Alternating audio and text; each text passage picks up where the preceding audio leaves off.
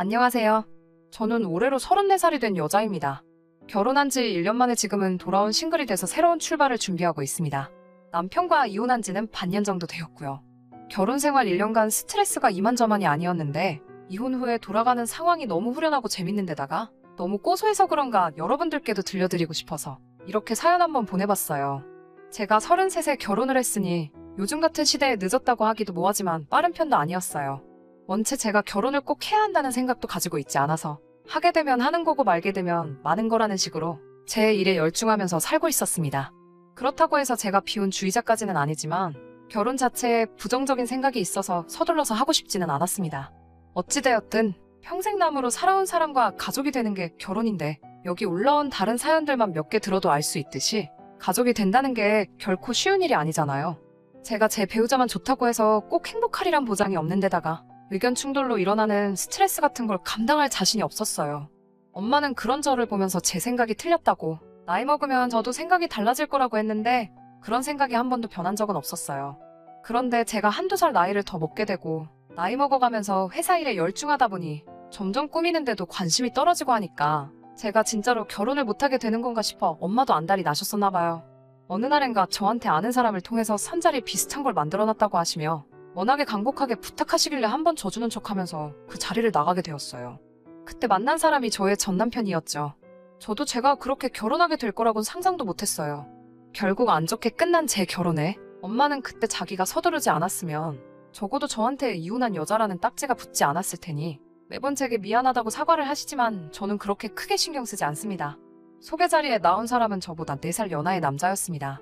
소개 자리에 나가서야 그 사실을 알게 되었고 저보다 어린 남자라고 제가 부족하다거나 한 것도 아닌데다가 그때도 등 떠밀려 나온 자리다 보니 잘 해보려는 의지가 없어서 그냥 그 자리가 끝나면 정중하게 거절할 요량으로 나갔었어요. 남편과는 간단히 자기소개를 주고받고 대화를 나누는데 당시 남편도 별로 의욕이 없어 보이더라고요. 그때는 막연히 제가 자기보다 나이가 많은 여자라 실망했는가 보다 싶어 기분이 썩 좋지만은 않았는데 사실은 그게 아니었어요. 어쩌다가 그런 대화가 오고 간지는 모르겠는데 그냥 식사가 끝나고 원래 계획했던 대로 남편에게 제가 먼저 말을 걸었어요. 저는 사실 별 생각 없이 나온 자리고 처음부터 거절할 생각으로 나왔다는 이야기를 꺼냈는데 남편도 저와 같은 생각이더라고요. 사실 자기도 결혼 생각은 딱히 없는 사람이고 남편의 부모님이 통사정을 하는 바람에 등 떠밀려 나온 자리라고 말을 하더라고요. 홀어머니의 외동이라서 자꾸 자기의 결혼을 서두르신다며 부담스럽다는 이야기를 꺼내면서 자기는 결혼을 서두르고 싶지 않다는 의사를 확실하게 밝혀왔어요. 어쩌다 보니 서로의 결혼관에 대해서 이야기가 오고 가게 되었는데 저랑 생각도 비슷하고 말도 잘 통해서 식사가 끝나고 근처 카페로 가서 마주 앉아 이런저런 이야기를 나누게 되었습니다. 오히려 식사 자리에서보다 훨씬 많은 대화를 주고받았는데 말도 잘 통하고 생각까지 비슷하니 오히려 선자리에서보다 카페에서 둘이 보낸 시간이 더 선자리처럼 느껴지더라고요. 언젠가부터 자연스럽게 연락을 주고받는 사이가 됐고 회사도 서로 가까운 곳에 있어서 자주 만나게 되었고 자연스럽게 만난 지 6개월이 안 돼서 둘 사이에는 결혼 이야기가 오고 가기 시작했습니다. 저와 비슷한 결혼관을 가지고 있었기에 눈치 보듯이 의무적으로 양가에 효도를 하는 건 싫다던지 결혼을 하게 되면 양가에 얽매이지 않고 둘이서 알콩달콩이 잘 살았으면 좋겠다는 이야기가 오고 가니 이 남자라면 결혼을 해도 되겠다는 생각이 들었어요. 결혼 준비를 하던 과정에서 시어머니 쪽에서 한두 가지씩 불만을 이야기하기 시작했어요. 저는 제 결혼을 진정으로 축하해줄 수 있는 사람만 불러 소규모의 결혼식을 생각하고 있었는데 시어머니 쪽에서 여태 축의금으로 나간 돈이 얼마인 줄 아시냐며 그걸 다 회수하려면 무조건 크게 해야 한다고 성하시더군요. 막상 결혼식에는 그렇게 많은 사람들이 오지 않아서 식사비로 헛돈이 나가기는 했지만 그 정도는 결혼 후 있던 일에 세 발의 피도 되지 않았습니다. 신혼집을 마련할 때도 크고 작은 소동이 있었어요. 결혼 자금으로 쓰려고 모은 돈은 아니지만 아무튼 남편이 준비한 돈보다 제가 준비한 돈이 더 많았어요. 당연히 제가 남편보다 회사 생활도 일찍 시작했고 나이도 더 많았기 때문에 모아둔 돈이 차이가 나는 건 당연하다는 생각이었습니다. 어차피 가족이 될 건데 누가 더 내고 누가 덜 내고 그게 뭐가 중요한가 싶었습니다. 남편이 가진 돈은 4,500 정도였고 나머지는 제가 모은 돈과 대출을 섞어서 준비하게 되었어요. 회사가 서로 가까운지라 경기도권이기는 하지만 회사가 있는 곳까지 대중교통이 잘 되어 있는 아파트를 전세로 들어가기로 했습니다. 비교적 신축인데다가 전세금 2억 정도로 들어갈 수 있는 곳 중에서는 주변 인프라도 잘 되어 있고 해서 내린 결정이었죠. 막상 대출을 받으려니 이자 내는 게 아쉬워 남편 쪽에서 좀 더 지원을 받았으면 했지만 남편은 지금 신세지면 괜히 나중에 손 벌릴 수도 있고 그렇게 되면 그때 가서 할 말이 없으니 이 부분은 우리가 감내하는 게 어떻겠냐 하더라고요. 시댁이 형편이 넉넉한 곳은 아니라 노후자금이 확실히 마련되지 않은 상황이란 걸 알았기에 그 말이 이해가 가더라고요. 그런데 저희가 들어갈 집 가지고 시어머니 쪽에서 싫은 소리를 하시더라고요. 저희가 알아본 신혼집이 2억이라는 사실이 굉장히 언짢으셨던 것 같습니다. 시댁 근처에 전세 6천짜리 연립을 추천하시면서 이 정도만 해도 아무 지장 없이 살 텐데 이제 막 시작하는 신혼부부가 무슨 30평짜리 신축으로 들어가냐며 노발대발 하시더라고요. 예단을 생략한 이유가 이런 사치를 부리려고 그런 거냐며 성하셨습니다. 돈 한 푼 보태주시지 않았으면서 그런 말을 하시는 게 솔직히 이해가 가지 않았고, 저도 철들고 난 후에 주택이나 빌라에서 살아본 적도 없었기 때문에 미안하지만 시어머니 뜻에는 따를 수 없겠다고 남편에게 이야기했더니 그 부분에는 남편이 제 편을 들어주면서 일단락되었습니다. 결혼 전에는 저보다 어리고 시어머니 말에 꿈쩍도 못하는 것 같아서 걱정했는데 그래도 중심 잡을 때는 중심을 잡아주는 것 같아 그 모습이 든든해 보였었어요. 그런 모습은 신혼 초반에는 변하지 않았어요. 한동안은 아침에 출근 준비를 하느라 바쁜 와중에 매번 시어머니한테 전화가 왔습니다. 우리 아들 아침밥은 챙겨줬느냐? 소화를 잘 못하니 누룽지 같은 걸 끓여주면 잘 먹는다. 계란 후라이라도 하나 해주거라. 이런 식으로 매일 아침마다 전화를 하셨어요. 신혼집이 대중교통이 좋기는 하지만 거리가 멀어져 출근하는 시간이 길어졌기 때문에 아침에 바쁜데 도무지 아침을 챙겨 먹을 시간도 안 됐습니다. 거기에 제가 아침밥을 꼭 챙겨 먹는 스타일도 아닌지라 그런 전화가 저에겐 큰 스트레스로 다가왔습니다. 그렇게 아침마다 시어머니 잔소리에 시달리다가 남편에게 아침밥을 먹고 싶으면 너가 알아서 챙겨 먹으라 했더니 그 자리에서 바로 시모에게 전화해 한 소리 하더라고요. 그런 식으로 항상 제 편을 들어주는 모습에 저는 제가 생각해오던 이상적인 결혼 생활을 하게 될 것 같았습니다. 그때까지는 이런 일이 벌어질 거라 전혀 생각해 본 적도 없어요. 시어머니 인생은 시어머니의 인생이고 양가에 똑같이 생활비 정도만 지원해드리면 되지 않겠냐고 했던 남편의 말은 신혼생활을 시작한 지 3개월 만에 돌변하고 말았어요. 어느 날이었어요. 남편이 심각한 얼굴을 하고 긴히 나눌 이야기가 있다며 저를 부르더라고요. 무슨 일이냐 물어봤더니 시어머니께 드리는 생활비를 조금 올리면 어떻겠냐고 물어보더군요. 그게 무슨 뜻이냐 물었더니 시어머니가 건강이 안 좋아지셔서 일을 그만두고 싶어 하신다고 하더라고요. 그래도 아직 환갑도 안 넘으셨고 식당 일이긴 해도 멀쩡히 다니시는 직장이 있는데 무작정 그렇게 하라고 할 수는 없잖아요. 어디가 안 좋으시냐 물어봤더니 요즘 눈도 침침하다고 하시고 허리가 아프다고 하신다고 하더라고요. 그 소리를 들으니 조금 그래서 그 나이 때 어르신들은 원래 눈도 침침하고 허리도 안 좋으신 게 당연한 거라고 차라리 일을 조금만 줄이시고 우리가 양가에 달마다 30씩 보내는 생활비를 50씩으로 올리면 서로 공평하지 않겠냐고 대답했지요.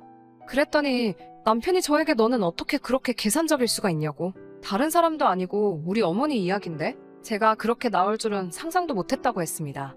그래놓고 하는 말이 우리 집은 아버지도 계시고 두 분 다 일을 하고 계시니 솔직히 말하면 시어머니께 더 잘해드려야 하는 게 맞지 않느냐며 굳이 친정에도 생활비를 드릴 필요가 있냐고 화를 냈습니다.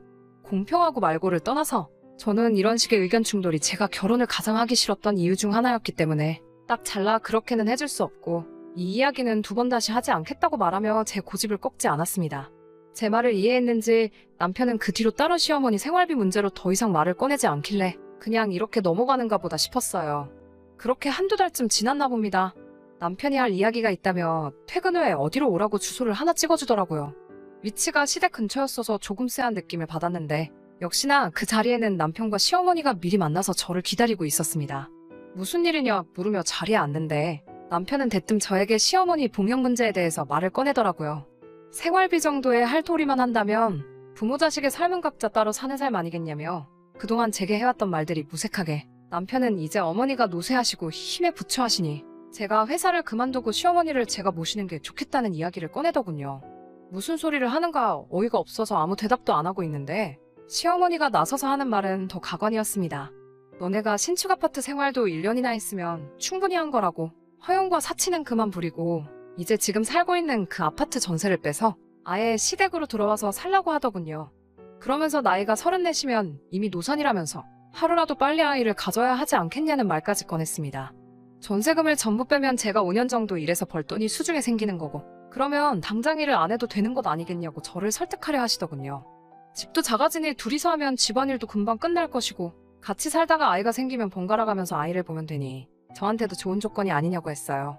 아직 아이를 가질 생각도 없다는 사실을 말씀드리니 자기가 애를 봐주겠다는데 그게 무슨 말도 안 되는 소리냐고 대본에 대답하시더군요. 아이를 봐주면 제가 시모에게 달마다 200만 원은 줘야 하는데 집안일을 같이 하는 대신 공짜로 봐주는 거라며 저보고 그렇게 계산적인 애가 이런 계산은 왜 이렇게 하질 못하냐고 궁시렁대시더라고요. 그래도 남편의 어머니이니 최대한 정중하게 거절을 하려고 했는데 듣다 하니까 머릿속에서 뚝 하고 이성의 끈이 끊어지는 소리가 들리는 것 같았어요. 곧바로 시어머니에게 한마디 했죠. 그러면 어머님께서 말씀하신 대로 하겠다고 신혼집 전세도 빼고 아이도 최대한 빨리 만들겠다고요. 단 저는 회사도 그만두지 않을 거고 시댁으로 들어갈 생각은 추호도 없다고 말했습니다. 남편이 제 말에 반박을 하면서 그러면 애는 누가 보고 그 비용은 어떻게 감당할 거냐며 어머니가 시키는 대로 하자고 말을 했어요. 저는 남편에게 넌 조용히 있어 하며 손에 들고 있던 물컵을 들어 남편 얼굴에 끼얹어버리고 시어머니 보는 앞에서 따박따박 제가 하고 싶은 말을 했습니다. 전세를 빼면 신혼집에 각자 들인 돈만큼 정확하게 나눠 따로 통장 관리를 할 거고 시댁으로 들어가는 게 아니라 친정으로 들어가는 게 맞다고 말했어요. 친정이 우리 두 사람 회사에서도 더 가깝고 집도 훨씬 더 크고 빈방도 많으니까요. 그리고 아이는 친정엄마가 돌보실 테고 저는 회사를 계속 다닐 수 있으니 그게 더 이득이 아니겠냐고. 그리고 그렇게 되면 친정의 생활비까지 포함해서 한 달에 300씩 드릴 거라고 했죠. 시어머니는 얼굴에 물을 맞고 상황 파악을 못하는 남편은 신경도 쓰지 않고 제 말이 끝나자마자 지금 우리 아들을 대릴 사위를 만들려고 하는 거냐며 발악을 하시더군요. 저는 할 이야기 다 끝났으니 그게 싫으면 그냥 이혼할게요. 하고 자리에서 일어났습니다. 나가기 전에 목이 타서 물 한 컵을 더 따라 마시고 나왔는데 제가 컵을 손에 쥐는 순간 시어머니가 그 모습을 보고 움찔하시더라고요. 아마 제가 시어머니한테도 물 한 컵 끼얹으려고 했나 싶으셨나 봐요. 그날 저녁 저보다 늦게 돌아온 남편은 앞뒤 다 자르고 사과 한마디 없이 제 앞에서 화를 내더군요. 어떻게 사람 많은 곳에서 그런 망신을 주냐며 그리고 어떻게 자기 어머니한테 그럴 수 있냐면서요. 입장 바꿔 장모님이 같은 상황이라면 자기는 그렇게 했을 거라고 말도 안 되는 소리를 하더군요. 남편에게는 그렇게 엄마가 좋으면 너 혼자 나가서 너네 엄마랑 살라고 소리치고 남편을 집 밖으로 내쫓았습니다. 남편은 끝까지 시어머니 봉양하기를 포기하지 않았고 그렇게 서로의 의견을 조율하지 못한 채 한 달 뒤에 저희는 합의하에 이혼을 하게 되었습니다. 결혼할 때 들었던 비용은 전세금을 빼서 처음에 들어간 돈 그대로 똑같이 나누었어요. 저는 다시 친정으로 들어가게 되었고 그 뒤로는 시댁이나 남편과는 따로 연락을 한 적이 없습니다. 하지만 이렇게 모든 일이 끝이 났다면 제가 이 사연을 보낸 이유가 없겠죠? 우연히 얼마 전에 남편을 만날 일이 생겼는데 그때 알게 된 사실이 너무 재밌어서 말이죠. 그리고 오늘 제가 이 사연을 보낸 이유이기도 합니다. 평소에 잘 안 차고 다니던 손목시계가 있었는데 아무리 찾아봐도 없더라고요. 잘 생각해보니 신혼집에서 정리할 때 남편의 귀중품을 담아놓은 상자에 넣어놓았던 기억이 퍼뜩 들더라고요. 그냥 잃어버린 셈 칠까도 싶었지만 그러기는 또 싫었습니다. 전 남편에게 단돈 1원도 더 주고 싶지가 않았으니까요. 그날 야근하면서 한참을 고민하다가 퇴근길에 시댁에 들리겠다고 남편에게 연락을 했어요. 지금 그쪽으로 가고 있는 길이니 제 시계를 받아가야겠다고요. 그런데 남편은 시댁이 아닌 처음 보는 주소를 저에게 불러주더라고요. 그 위치는 남편의 회사가 있는 데서 15분 거리도 안 되는 곳이었습니다. 역에서 내려 시장 쪽 골목으로 들어가니 원룸 빌딩이 질비한 곳이 나오더라고요. 한참을 헤매다가 남편에게 전화를 걸었습니다. 남편은 그 수많은 원룸 빌딩 중 한 곳에서 추레한 차림으로 나오더군요. 머리도 기름져서 며칠은 안 감은 듯하고 수염도 듬성듬성 나 있는 게 행색이 아주 보잘것없어 보였습니다. 시계를 받고 가려는데 잠깐 시간 좀 되냐고 하는 말에 이야기를 나눴어요. 그렇게 사랑하는 어머니는 어쩌고 원룸촌에서 혼자 살고 있냐고 물어봤습니다. 이야기를 다 듣고 나니 너무 속이 후련해서 남편 보는 앞에서 푸아하면서 소리를 지르며 웃어버렸네요. 자초지종을 듣자 하니 남편도 저와 똑같이 신혼집을 정리하고 시댁으로 들어가게 되었다고 합니다. 그렇게 한 달 정도 지났을까? 시어머니랑 대판 싸웠다고 하네요.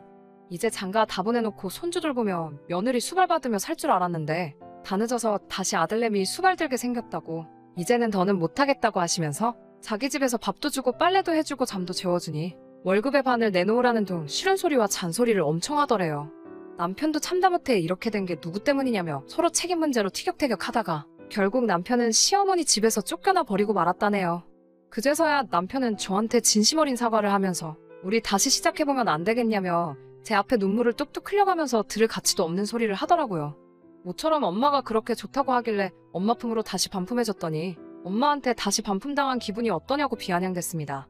시계를 돌려받은 뒤에 이제 두 번 다시는 연락할 일 없으니 너네 엄마랑 알콩달콩 둘이서 재밌게 잘 살라고 말하고 뒤도 안 돌아보고 그 자리를 박차고 나왔습니다. 오는 내내 속이 너무 후련해서 그냥 걷고만 있는데도 웃음이 나더라고요. 아무튼 제 이야기는 여기서 끝입니다. 사람이 겉과 속이 다를 수는 있지만 지키기로 한 약속을 어기는 건 안 된다고 생각해요. 이 사연을 들으시는 분들 중에 아직 결혼을 안 하셨거나 아니면 자식이 결혼을 앞두고 계신 분들에게 제 경험을 토대로 조언 하나 해드리고 싶은 게 있습니다. 아무리 좋아도 남의 집 자식이고 사람은 언제 바뀔지 모르는 거니 결혼 후 1년 정도는 혼인신고를 하지 않는 게 어떨까요? 그러지 못한 저는 이따금씩 후회가 드는 부분이기도 하거든요. 긴 이야기였는데 끝까지 제 이야기 들어주신 분들에게도 너무 감사드립니다. 제 이야기 듣고 다들 힘찬 하루 보내시고요.